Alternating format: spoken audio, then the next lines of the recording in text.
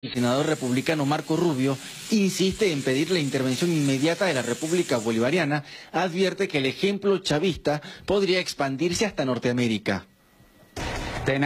Ahora amenazan al gobierno de Honduras con un candidato de izquierda. El Salvador ya está a mitad de camino con su dirigencia actual. Nicaragua ya está en esa vía. Guatemala está a punto de ser un estado fallido debido a los desafíos que enfrenta. Todo esto empujando hacia México, que tiene una figura de centro-izquierda chavista, que se presentará a la presidencia dentro de un año. Y así, rápidamente, dentro de 4 años, si esto funcionó en Venezuela, veremos que se extenderá a Colombia, Honduras, Guatemala y finalmente en México. Y de allí directo a nuestras fronteras estadounidenses. Luego de desconocer la voluntad popular del pasado 30 de julio, cuando fueron electos los miembros de la Asamblea Nacional Constituyente, la Casa Blanca arrecia las sanciones contra Venezuela. Washington no oculta su intención de propiciar el derrocamiento del presidente Maduro. La situación desde el punto de vista humanitario es extrema.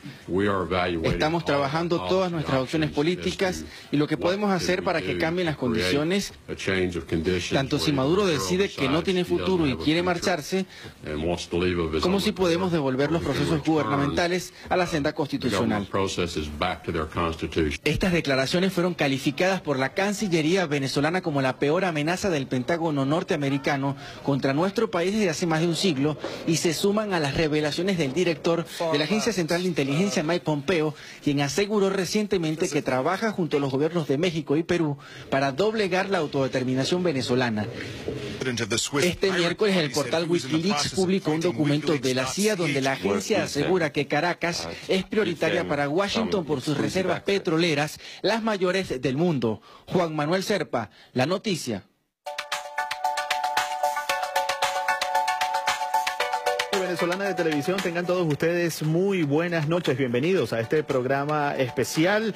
Hoy vamos a estar analizando ese entorno internacional que está muy interesante relacionado con estos resultados electorales que hubo en Venezuela el pasado domingo a través de la elección de los candidatos ya electos, representantes, voceros hacia la Asamblea Nacional Constituyente. A mi lado izquierdo tengo a Charles Giuseppi, él es politólogo e internacionalista de la Universidad Central de Venezuela, va a estar compartiendo con nosotros este análisis, y también un invitado internacional, viene de Austria, se llama Leo Gabriel, nos va a estar acompañando aquí en esta noche, es periodista, pero también se ha desempeñado como director del Instituto de Investigaciones Interculturales y es antropólogo.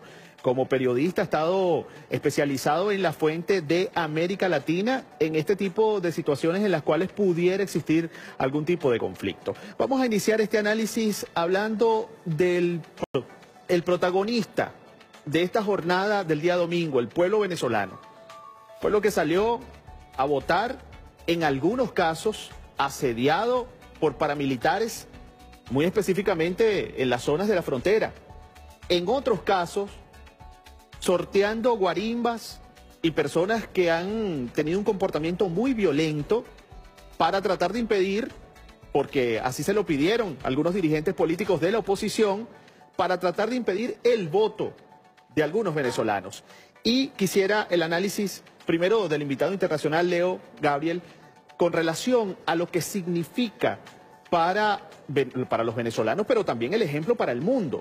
Es decir, unos ciudadanos que salieron a votar, algunos asediados por grupos violentos que efectivamente podían potencialmente realizar algún tipo de agresión contra estas personas. Sorteando este entorno, algunos venezolanos salieron a votar y fueron millones los que se pronunciaron a favor de la Asamblea Nacional Constituyente. ¿Cuál es la opinión como periodista y como analista que le permite a usted hacer esta situación que se dio el domingo en Venezuela? Este comportamiento al que usted hace referencia, esta violencia, etcétera, es incomprensible en cualquier contexto de un partido democrático o algo, si no fuera que esto es el pivote que está en comunicación con el contexto internacional, donde ese tipo de agresión, evidentemente no con bombas, pero con palabras, está saliendo a flote en el escenario internacional a través de declaraciones como los que acabamos de escuchar del señor Trump, y en ambos significan un retroceso en un desarrollo que pensábamos después de la Segunda Guerra Mundial que ya se había alcanzado de tener, aunque sean adversarios, diferentes opiniones, de manera civilizada.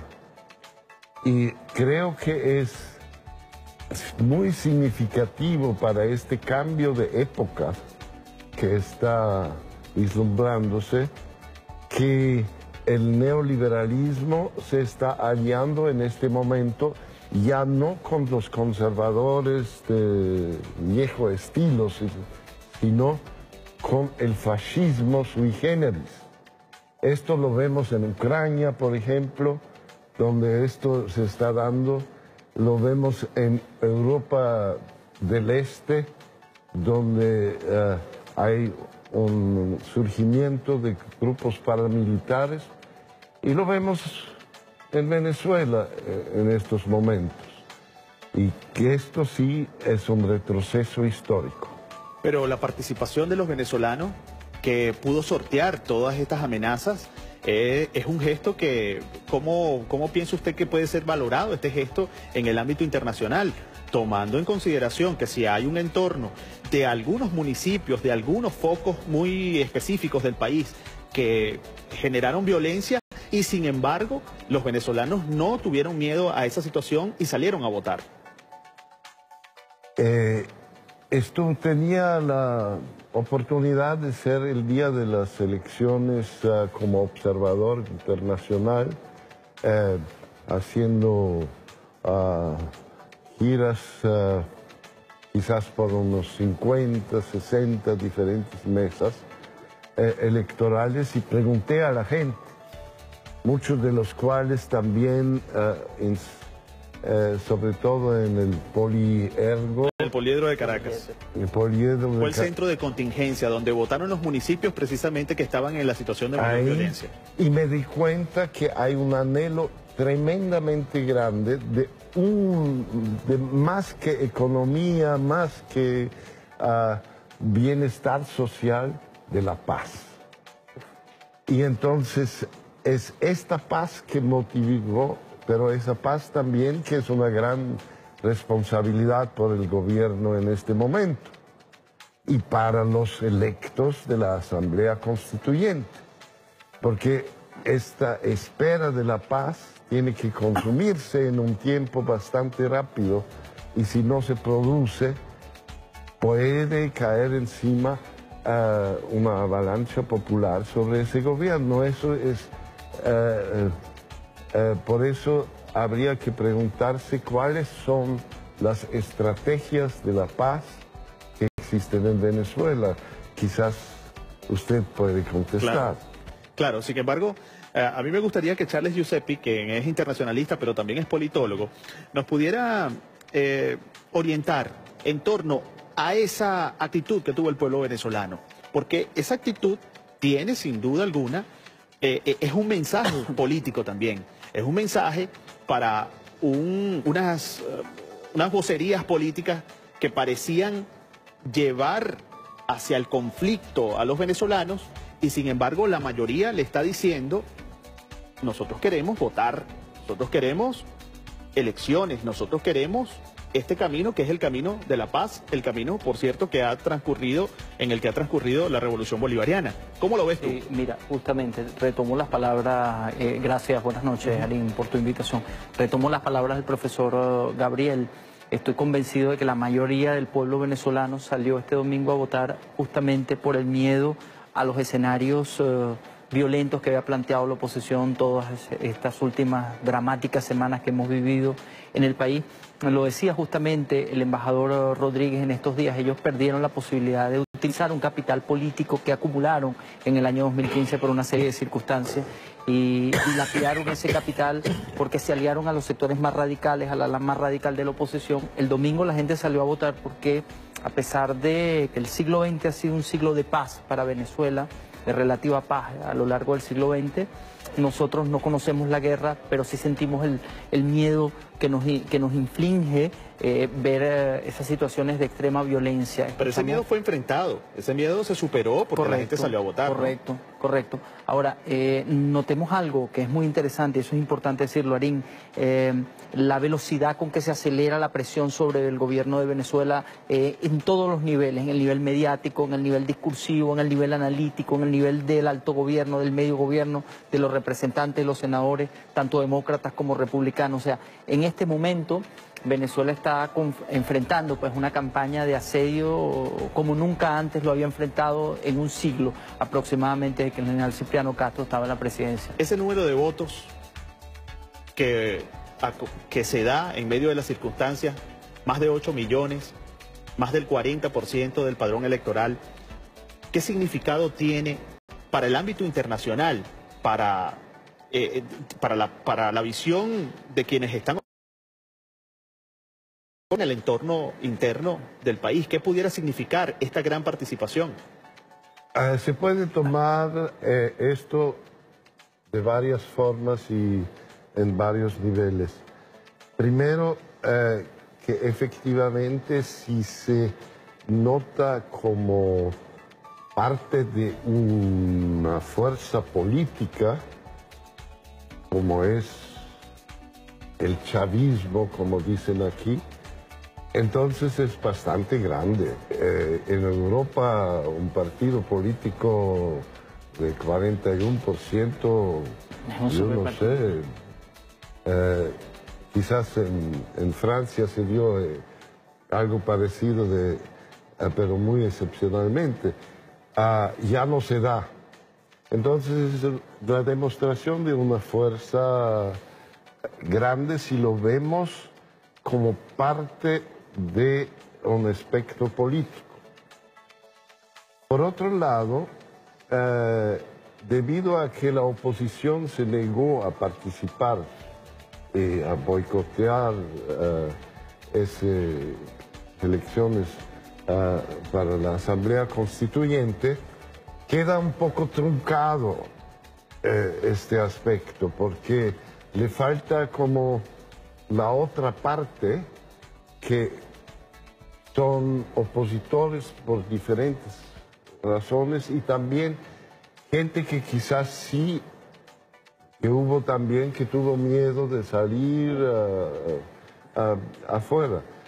Entonces hay una especie de vacío que hay que llenar en el futuro, a llenar con propuestas políticas.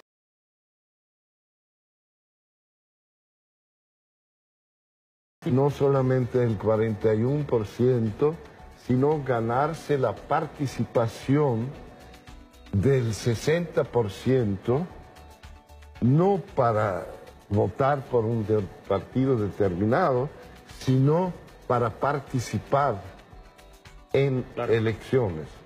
Que normalmente, yo no sé cómo es aquí, pero en Europa tenemos así más o menos 70-80% en elecciones de participación electoral. O sea, el doble de lo que se ha dado aquí. Correcto. Ahora, Charles, politólogo, internacionalista, y este tema de la participación es un tema vital para poder hacer la lectura de lo que aconteció el 30 de julio.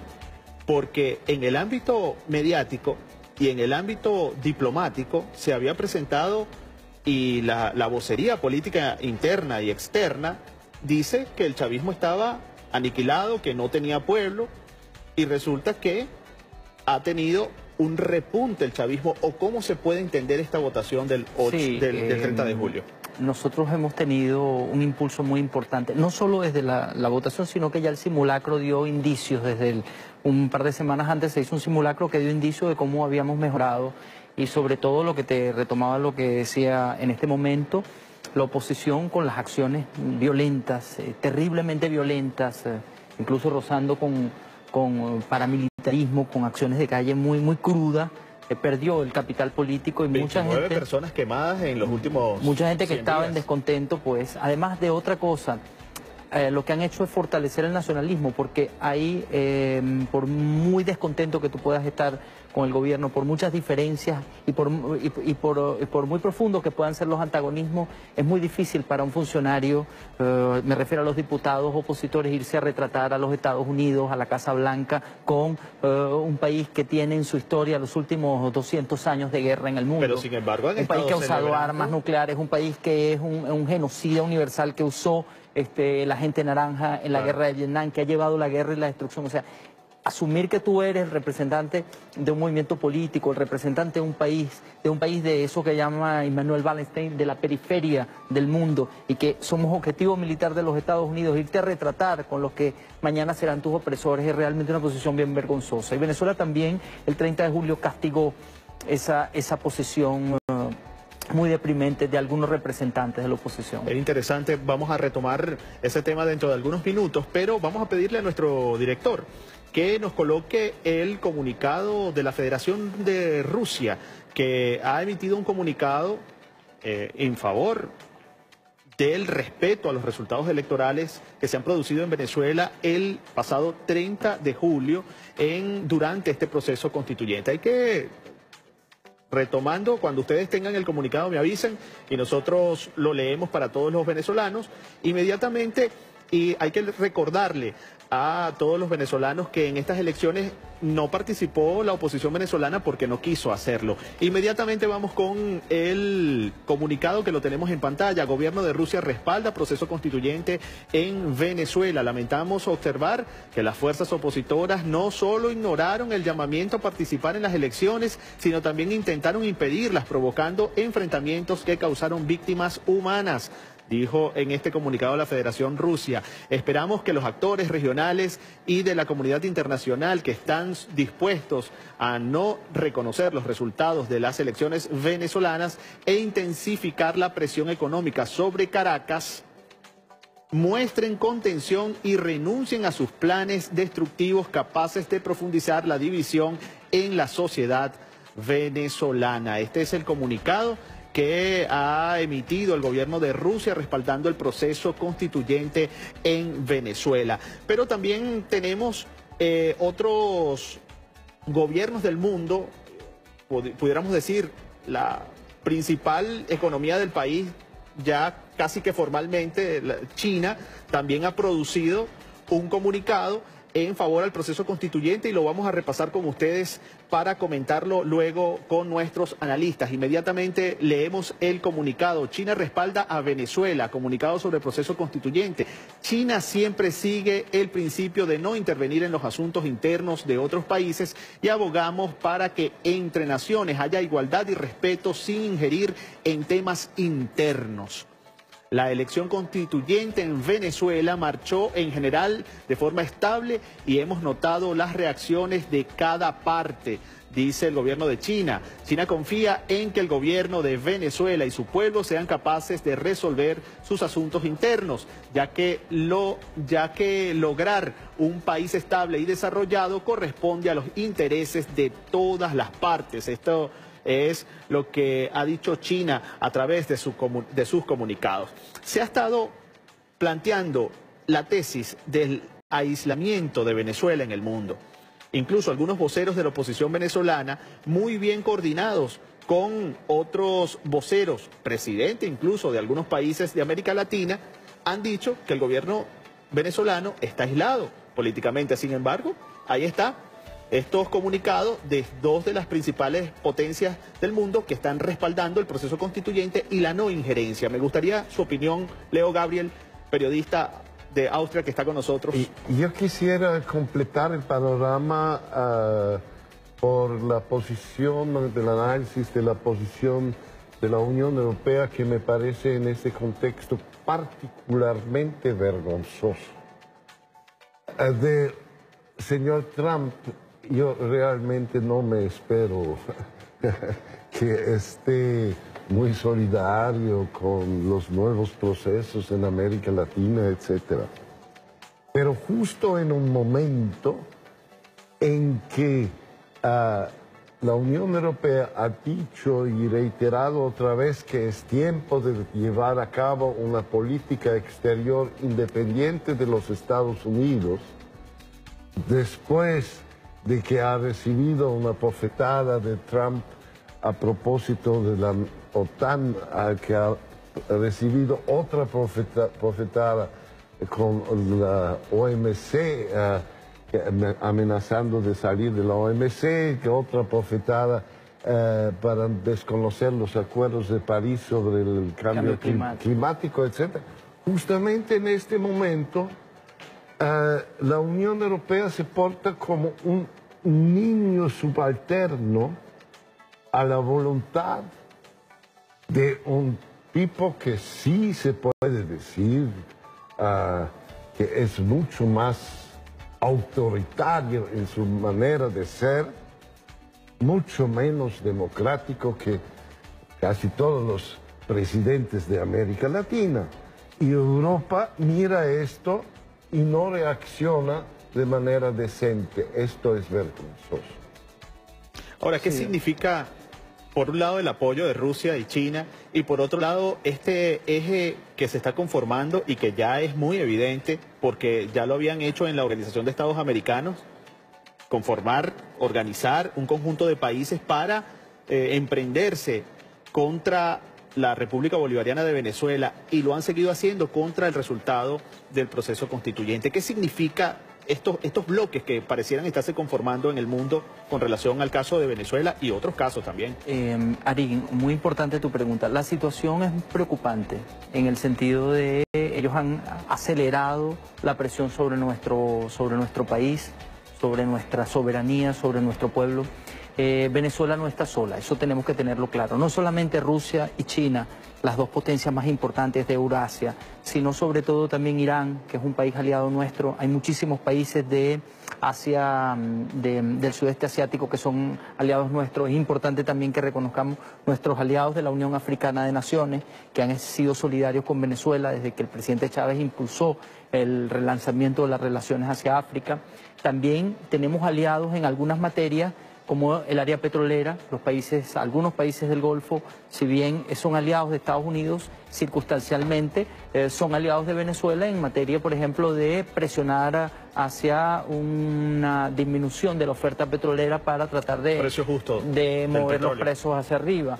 Exactamente, por allí. En América Latina preside la Organización de Movimientos No Alineados. Sí, el NOAL, que lo recibimos el año pasado. Ahora, en América Latina, que es el área de influencia donde más nos interesa, pues tenemos muchos aliados, como el caso de Uruguay, como el caso incluso de los países de Centroamérica, Nicaragua, El Salvador, como es bien patente el papel tan decoroso y tan responsable que han tenido las excolonias británicas del cinturón de islas que forman el Caribe Oriental, Central y Centroamérica, que conforman esa área geopolítica que llaman Petrocaribe en relación a la energía, pero también el área completa del Caribe. ¿Cuál ha sido su posición en relación a las decisiones en el seno de la Organización de Estados Americanos, que no ha pasado, dicho sea de paso, ninguna resolución contra Venezuela? Y ahí estamos viendo la importancia de lo que sembró el presidente Chávez y su visión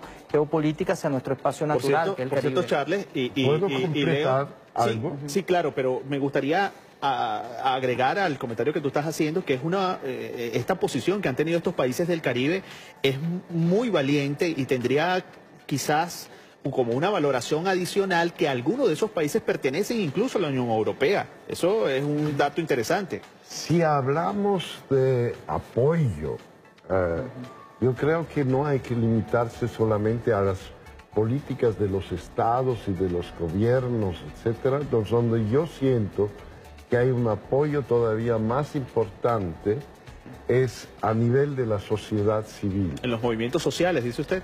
Sí, Yo soy desde su fundación miembro del Foro de Sao Paulo. Consejo Internacional del Foro Social Mundial. Y hemos tenido una reflexión muy importante hace pocos meses, que el nivel de los gobiernos queda de alguna manera muchas veces paralizado por la actuación de grandes potencias. Lo vemos en Siria, lo vemos en varios escenarios y también aquí. Y por eso hay que estimular la creación no de nuevos partidos políticos, sino de asambleas, lo que nosotros llamamos asambleas de resistencias.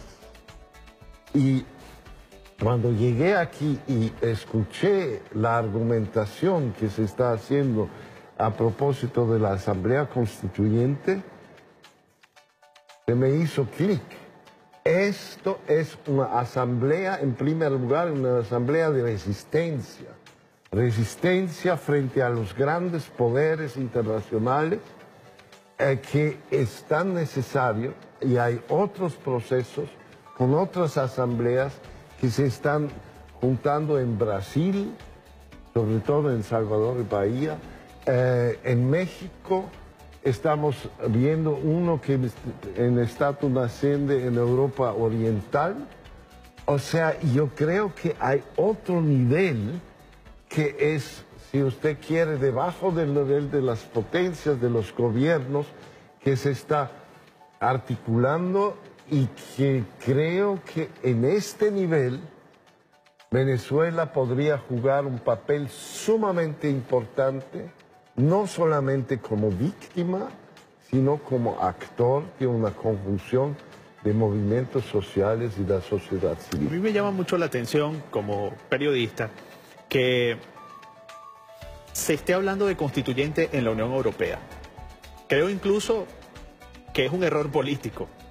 Creo que es un error político que haya tantas alianzas y tantos voceros de países con democracias de segundo grado, con unos modelos de democracia bastante atrasados con relación al venezolano, que salgan a criticar a Venezuela, porque esto pone en el primer plano una propuesta que es la propuesta del poder originario, del consultar al pueblo para que todo el poder resida en los voceros que elijan esos pueblos.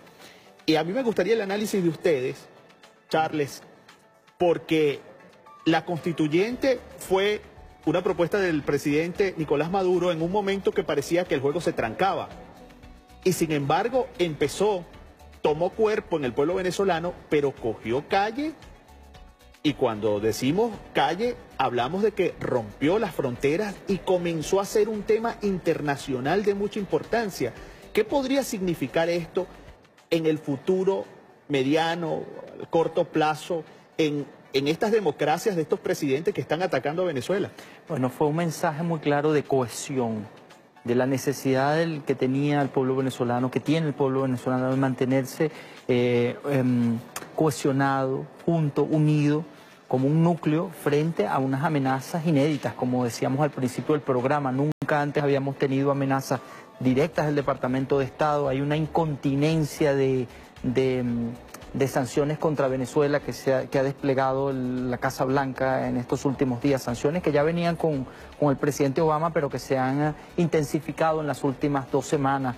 Todos los representantes del gobierno venezolano prácticamente van a ser o ya han sido sancionados por el Departamento de Estado. Eso te da un poco la idea del nivel de asedio. Declaraciones por una parte del presidente colombiano que no la reconoce, Federica Mogherini, la representante de Asuntos Internacionales de la Unión Europea, la embajadora de Estados Unidos Pero todo ese ante la ataque ONU. es contra la constituyente, Charles. No, y anteriormente, ese ataque es mucho más allá de la constituyente. Ese ataque tiene que ver, Arín, vamos a decir las cosas con claridad, ese ataque tiene que ver con la dinámica global del capitalismo, con la necesidad de ir transformando la matriz energética que ha pasado de de reducir la dependencia del petróleo y nuevas fuentes de energía. Venezuela no nada más es la primera reserva de petróleo del mundo, sino que en más recientes trabajos de investigación se ha descubierto que es la primera reserva de petróleo, de gas natural del continente y la octava del mundo.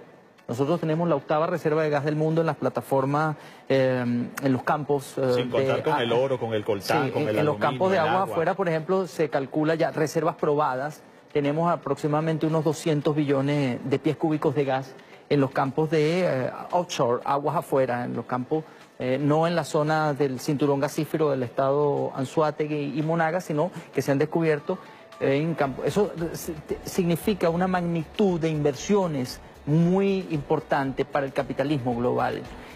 Como decía el compañero que estaba aquí hace unos momentos, empresas outsourcing y empresas chinas y sobre todo rusas han empezado a invertir progresivamente en Venezuela para la extracción, la prospección, extracción y tratamiento de gas natural, para la utilización de uso doméstico y de uso industrial.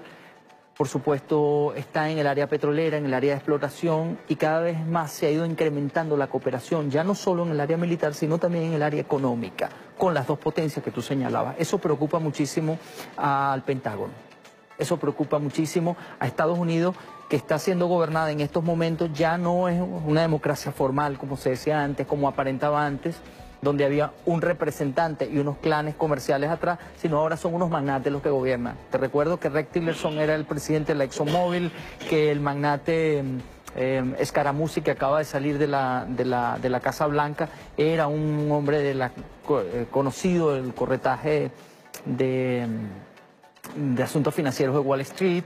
El mismo presidente Trump es un empresario y actúa como tal. Entonces, nosotros estamos enfrentando verdaderos peligros, dadas las reservas energéticas que tenemos de gas, como tú lo has dicho, de petróleo y de minerales que se van descubriendo cada vez más, y la posición de los depredadores que acaban de asumir el gobierno. Evidentemente todo eso es determinante, porque digamos que las guerras en el mundo se perfilan y los movimientos geopolíticos, sobre todo por el tema económico, pero en el modelo político, que es lo que quisiera que me comentaran, ¿qué significa la constituyente? ¿Cómo influye? ¿Cuál es el impacto que tiene una propuesta que llama a que sea el pueblo el que tome todo el poder y la toma de decisiones a través de los voceros que pueda elegir? Es muy interesante ganarse esta perspectiva sobre los conflictos, porque resulta que una y otra vez están surgiendo movimientos para una constituyente en varias partes del mundo. Una de mis preocupaciones desde hace 4 años era y es Siria. Nosotros, como sociedad civil, hemos podido juntar diferentes fuerzas de la sociedad siria tan compleja entre chiitas y sunitas y kurdos y socialistas, progovernistas, etcétera. Es mucho más complejo que la realidad venezolana. ¿Y cuál es la solución que se está vislumbrando desde ahora, desde los procesos de negociación en Ginebra? Una asamblea constituyente. Porque esto nos da un marco cómo hacer el desarrollo hacia un futuro que supera los conflictos. Esto es igual en México, por ejemplo, existen hasta 2 iniciativas diferentes para una nueva constitución, una constituyente. Cuando se salió en Ecuador y en Bolivia de un escenario que se vio bastante negro con los nuevos presidentes Rafael Correa y Evo Morales, ¿qué se hizo? Una constituyente. Entonces me parece sumamente importante, solamente, eso hay que agregar también, que esta constituyente, para que sea auténtico, necesita la participación de todos. Y aquí hay una parte importante de la sociedad, y no hay que negar que esta parte es importante, que se negó a participar. Que no tiene representantes, pero que pudiera tenerlos más adelante si la constituyente llama a la sociedad civil a participar, ¿no? En esta... Por eso el arte, a mí, entender de una constituyente que la que fue electo el domingo pasado, va a ser la gran tarea, es cómo establecer mecanismos de diálogo con la parte que no participó en las elecciones. Si logran esto, yo garantizo que se van a callar todos estos Trumps y adversarios del proceso venezolano. Nosotros tenemos que hablar de un tema que es muy importante porque es la cobertura mediática, los grandes medios del mundo, las grandes corporaciones que generan opinión pública. Pero antes vamos a pedirle a nuestros compañeros, a nuestro director, que coloquemos el perfil de Rex Tillerson, a quien es un personaje muy importante en estos ataques y en el asedio que hay contra Venezuela actualmente. Ese perfil nos puede permitir a nosotros tener una idea de cuáles son los intereses económicos que se están manejando en torno a todo este asedio que hay contra nuestro país. Vamos a verlo inmediatamente en las pantallas de Venezolana de Televisión. A esta hora, el ex secretario de Estado de los Estados Unidos de Norteamérica, Rex Tillerson, de 64 años, es uno de los hombres más cercanos al presidente de Estados Unidos, Donald Trump. Los exsecretarios de Estado, Condoleezza Rice y James Baker, así como el exsecretario de Defensa, Robert Gates, recomendaron la designación de este personaje llamado Rex Tillerson. Él ocupó el cargo de director ejecutivo de la empresa petrolera ExxonMobil hasta diciembre de 2016 y allí el dato importantísimo. Ocupó el cargo de director ejecutivo de la petrolera ExxonMobil hasta el año 2016. Sin duda, lo que venía comentando Charles Giuseppe hace algunos minutos, tenemos el sonido con relación a lo que dijo este personaje que es parte del gobierno de Donald Trump sobre Venezuela. Vamos a escucharlo. Clearly what we want to see is for Venezuela to return to its constitution, return to its scheduled elections, and allow the people of Venezuela to have the voice in their government that they deserve. We're very, very troubled by what we're seeing unfold following the Constituent Assembly vote, which went about as we expected. But the rearrest of opposition leaders last night is very alarming. This could lead to an outbreak of further violence in the country. The situation from a humanitarian standpoint is already becoming dire. We are evaluating all of our policy options as to what can we do to create a change of conditions where either Maduro decides he doesn't have a future and wants to leave of his own accord, or we can return the government processes back to their constitution. Normalmente trato y hago lo posible de culminar los programas donde participo, diciéndole a los venezolanos que independientemente de lo que suceda, nosotros caminamos encima de la reserva de petróleo más grande del mundo y que todo lo que pasa aquí en política, económica, en lo social, muy probablemente está asignado por ese elemento, que es el elemento de ser la reserva de petróleo más grande del mundo. Este tema importantísimo, Charles, ya tú nos dabas una idea. Y a eso le agregamos que no solamente el tema, justamente lo que estábamos comentando y lo que decía el señor Tillerson, no tiene solamente que ver con las reservas de petróleo, sino con las de gas, con las de minerales, pero también con otro tema que toca lo político, lo que decía el compañero, lo político simbólico, lo decía Narco Rubio en sus declaraciones, haciendo énfasis en el peligro que significaba. A Venezuela se le quiere dar un escarmiento por haber osado tratar de proclamar un sistema distinto al capitalismo hegemonizante, a ese auspice global que pretende Estados Unidos, en lo que pretende Estados Unidos convertir al mundo. Ahora, me gustaría no desperdiciar la oportunidad, porque Leo Gabriel es periodista, que nos haga el análisis con relación a la cobertura periodística que se ha hecho sobre Venezuela o que se ha dejado de hacer sobre ese proceso constituyente. ¿Qué comentarios, qué análisis relevante sobre este importante sector? Porque los grandes medios, las grandes transnacionales son las que están tratando de generar opinión pública y efectivamente haciéndolo sobre el proceso constituyente y sobre lo que está viviendo Venezuela. Mira, ahí hay un fenómeno muy interesante. Desgraciadamente no soy el periodista más joven aquí, entonces puedo hablar de una larga experiencia también en América Latina, de la cobertura periodística por parte de las transnacionales del periodismo y también de los grandes medios.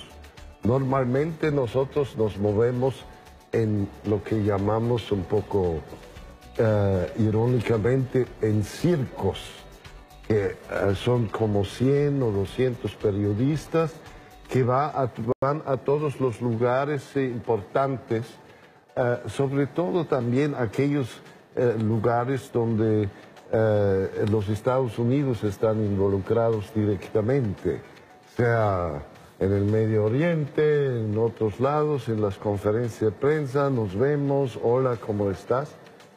Y aquí, a pesar de que, como dicen los ejemplos, que Estados Unidos lo considera como tan importante Venezuela, que Europa tan importante que esto, prácticamente no había periodistas internacionales aquí presentes durante el tiempo. Usted dice que hubo una especie de boicot informativo contra la constituyente y el proceso que se estaba viviendo en Venezuela el 30 de julio. Yo no me aventaría a decir boicot activo, pero es una política de decir, nosotros sabemos ya todo, en París, en Washington, en Nueva York, no necesitamos estar aquí. Cuando yo hice con mi programa de radio, por ejemplo, a las 4 de la mañana del día domingo al lunes, mi informe, la redacción ya se me había adelantado para hacer un resumen, dando a conocer que hubo una participación de 3 millones. Y entonces yo dije, el resultado oficial eran 8 millones, ¿cómo es esto? Es que nosotros lo recibimos de una fuente tal. Estaban privilegiando las agencias internacionales. Estaban privilegiando la visión desde afuera, que es muy diferente de la visión desde adentro. A la realidad que se está viviendo. Y yo, por ejemplo, estaba desde afuera, llegando desde afuera, y estaba convencido que yo llego a una especie de escenario de guerra, de guerra civil, etc. ¿Cuál fue mi sorpresa? Que es si se quiere, la insurrección, si queremos llamarlo así, está muy focalizado en el oriente de Caracas, del este de en Caracas. el resto de Caracas nada, en el norte, en algunas partes. Entonces, ¿por qué pintar este escenario de guerra? Hay interés entonces internacional de pintar un escenario de guerra en Venezuela. Lamentablemente se nos terminó el tiempo. El análisis es demasiado interesante por parte de Leo Gabriel, periodista, antropólogo y director del Instituto de Investigaciones Interculturales de Austria. También Charles Giuseppe, quien compartió estos minutos con nosotros. Vamos a despedirnos de este programa especial, pero recordándoles a todos ustedes lo que decíamos hace algunos minutos, que mañana Tendremos desde la CAN TV la marcha que va a estar acompañando a la Asamblea, a la instalación de la Asamblea Nacional Constituyente. Venezolana de Televisión tiene preparado todo un despliegue técnico y humano para llevarles a ustedes las incidencias de este gran evento para la historia de todos los venezolanos. Nos despedimos como siempre. Recuerden que caminamos encima de las reservas de petróleo más grandes del mundo y lo que sucede aquí tiene que ver con eso. Olvídense de los cuentos, de la libertad de expresión, derechos humanos y esos otros temas que solamente los inoculan para tratar de confundirlos. Muchas gracias por acompañarnos. Hasta una próxima oportunidad. Volveremos a través de Venezolana de Televisión.